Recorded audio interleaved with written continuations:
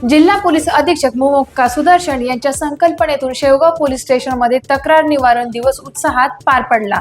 नागरिकांच्या प्रलंबित तक्रारी, अर्ज, निवेदने आणि विविध वादांचे तात्काळ आणि प्रभावी निवारण करण्याच्या उद्देशाने या उपक्रमाचे आयोजन करण्यात आले आहे।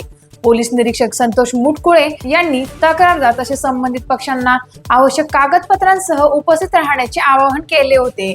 या उपक्रमाला शेवगाव तालुक्यातील 35 तक्रारदार उपस्थित राहिले। सर्वांच्या तक्रारी ऐकून त्यावर योग्य तोडगा काढण्याची प्रक्रिया राबविण्यात आली। तक्रारदारांच्या समस्यांचे समाधान करून न्याय देण्याचा प्रयत्न करण्यात आला व उपविभागीय पोलीस अधिकारी नीरज राजगुरू यांनीही उपस्थित राहून उपक्रमाचा आढावा घेतला। नागरिकांच्या तक्रारींचे जलद निवारण करून पोलिसांविषयी विश्वास दृढ करण्यासाठी हा उपक्रम महत्त्वपूर्ण ठरला असल्याचं संतोष मुटकुळे यांनी सांगितले। टाइम्स ऑफ महाराष्ट्र न्यूज साठी अहिल्यानगर जिल्हा प्रतिनिधी जयप्रकाश बागडे यांचा रिपोर्ट।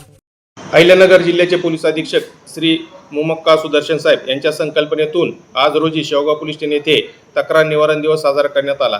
सदर तक्रार निवारण दिवसाच्या निमित्ताने शेवगाव पोलीस स्टेशन येथे 35 तक्रारदार हजर होते। सदर तक्रारदारांच्या तक्रारी ऐकून घेण्यात आल्या व त्याप्रमाणे योग्य ती कारवाई करण्यात आलेली आहे।